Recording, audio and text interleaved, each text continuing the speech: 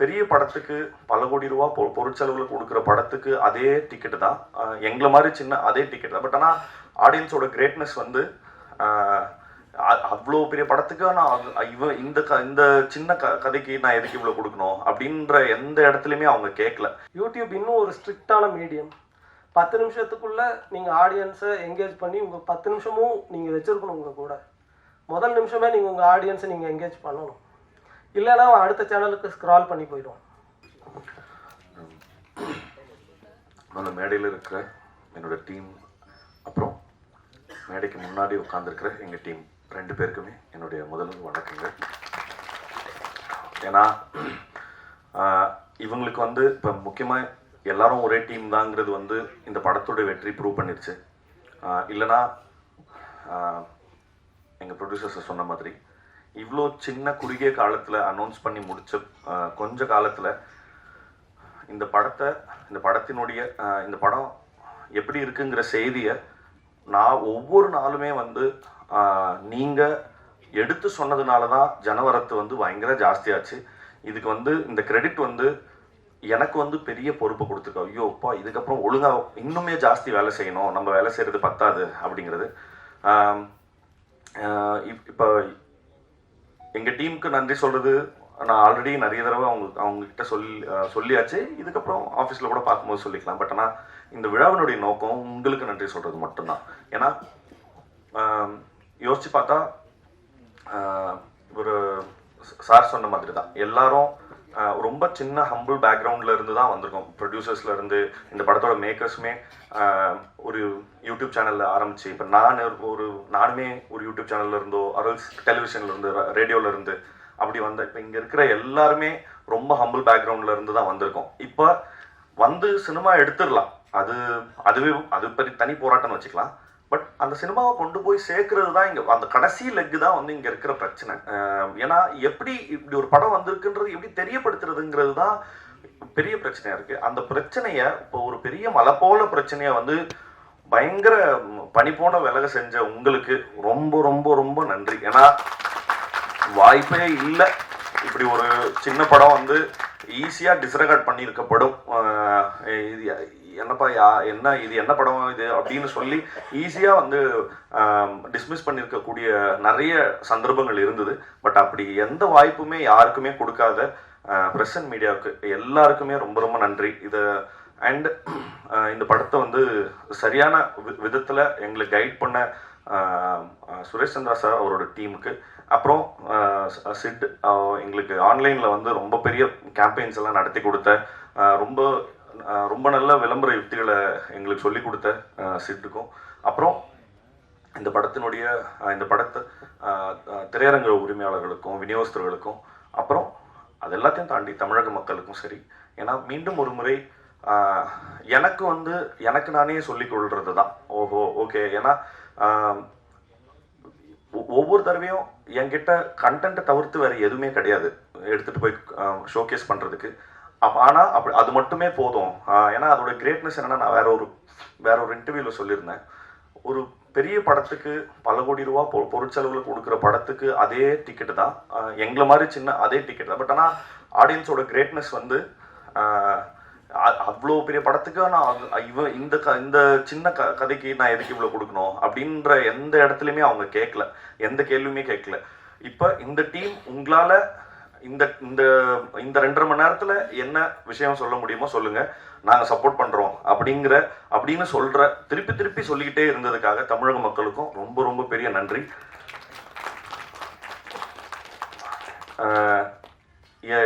எங்கள் டைரக்டர் சொன்ன மாதிரி எங்களுக்கு சொல்றதுக்கு அதை தவிர்த்து நன்றியை தவிர்த்து புதுசாக எதுவும் இல்லை. ஆனால் நன்றி மட்டும் நிறைய தடவை சொல்ல வேண்டியது இருக்கு. Thank you so much. நன்றி. இந்த அரங்கில் கூடியிருக்கும் பத்திரிகை துறையை சார்ந்த பெரியோர்களுக்கும் நண்பர்களுக்கும், மேடையில் அமர்ந்திருக்கும் என்னுடைய நண்பர்களுக்கும், இயக்குனர் பாலாஜி சக்திவேல் அவர்களுக்கும் என்னுடைய வணக்கத்தை தெரிவித்துக் கொள்கிறேன். நானும் ராஜேஷும் சந்தித்து 10 ஆண்டுகள் நிறைவடையுது இந்த 25ஓட. 2015 திரைப்படங்கள் எப்படி இருக்கலாம் அப்படின்னு ஒரு ஒரு ரசனை சார்ந்த ஒரு உரையாடலில் தொடங்கி 10 ஆண்டுகளுக்கு பிறகு ஒரு திரைப்படத்தை எடுத்து முடித்து அந்த திரைப்படம் ஒரு மிகப்பெரிய வெற்றியை பெற்று இன்றைக்கி இந்த மேடையில் நான் நிற்கிறேன் அப்படின்னா ஒரு கனவு போல இருக்குது அப்படின்னு நான் சொல்ல மாட்டேன். ஒவ்வொரு நாளும் இதை பற்றி பேசியிருக்கோம், ஒவ்வொரு நாளும் இதை பற்றி சிந்தித்திருக்கோம், ஒவ்வொரு நாளும் இதற்காக திட்டமிட்டிருக்கோம், ஒவ்வொரு நாளும் இதற்காக உழைச்சிருக்கோம். அந்த உழைப்பில் எங்கள் கூட சேர்ந்து பயணித்தவங்க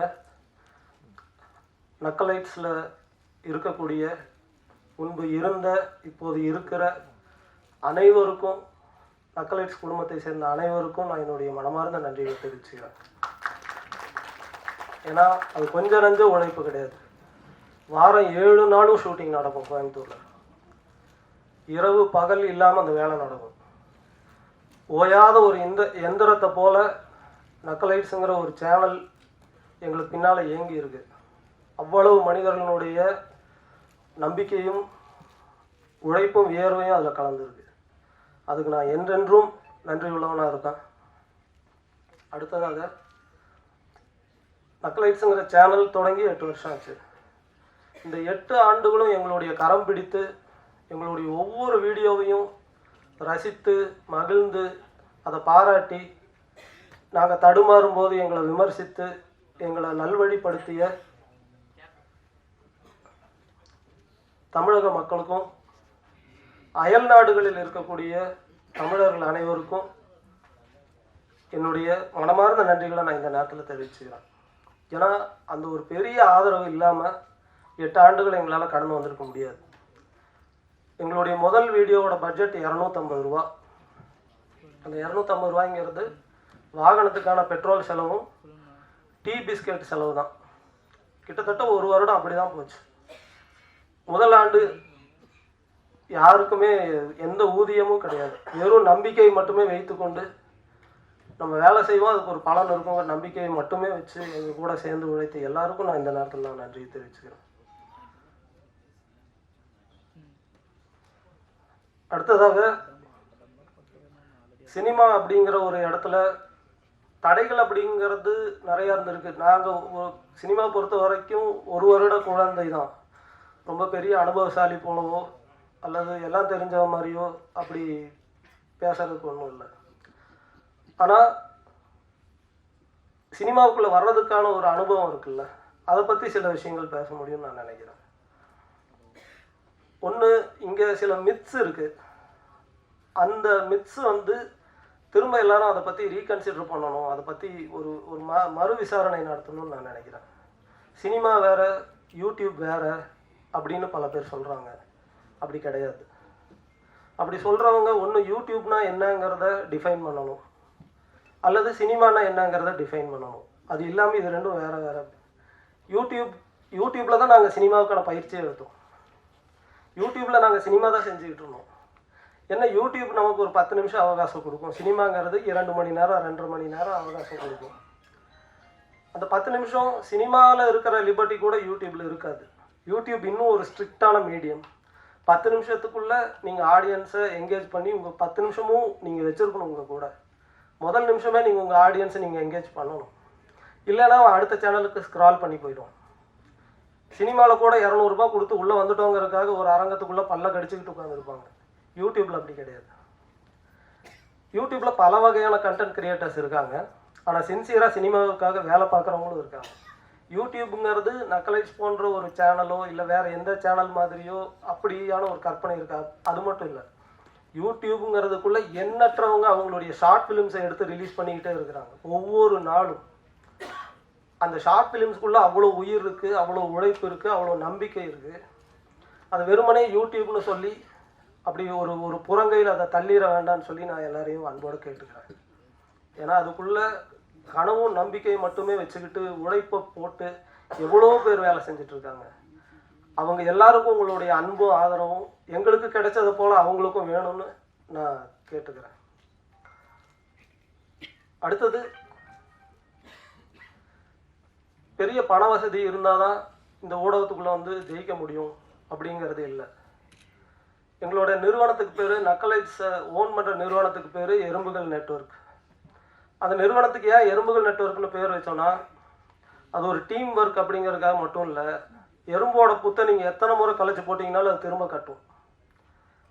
அதுக்கு பில்டிங் மட்டும்தான் தெரியும். அது எத்தனை முறை நீங்கள் அந்த புத்தை இடிச்சிங்கனாலும் உடச்சிங்கனாலும் அது திரும்ப திரும்ப ரீபில்டு பண்ணிக்கிட்டே இருக்கும். அதனால என்ன சரிவு வந்தாலும் நம்ம திரும்ப திரும்ப நம்ம வேலையை செய்யணுங்கிறதுக்கான ஒரு இன்ஸ்பிரேஷனுக்காக தான் எறும்புகள் நெட்வொர்க்னு எங்கள் நிறுவனத்துக்கு நாங்கள் பேர் வச்சுக்கிட்டோம். இதில் எவ்வளோ சிக்கல்களை நாங்கள் சந்தித்து வந்திருக்கிறோம். அது ரொம்ப சாதாரணம் தான், எல்லாரும் சந்திக்கிற சிக்கல்கள் தான். ஒன்றும் அசாதாரணமான சிக்கல்களெல்லாம் நாங்கள் சந்திக்கலை. எல்லா சராசரி மனிதர்களும் அவங்க வாழ்க்கையில் சந்திக்கிற சிக்கல்கள் தான் நாங்களும் சந்தித்தோம். ஆனால் ஒவ்வொரு முறையும் கடலில் தத்தளிக்கிறவனுக்கு ஒரு ஒரு ஒரு மரக்கட்டையோ ஒரு ஒரு பிடிமானம் கிடைப்பது போல் எங்களுக்கு நக்கலைட்ஸ் தொடங்கிய நாளிலிருந்து பத்திரிகைகளும் ஊடகங்களும் எங்களை ஒரு களம் போல கூட இருந்து காத்து எங்களை இன்னைக்கு வந்து கரையேற்றி இருக்குன்னு நான் சொல்லுவேன். ஏன்னா அன்னைக்கு எங்ககிட்ட எதுவுமே கிடையாது. ஜஸ்ட் எங்களுடைய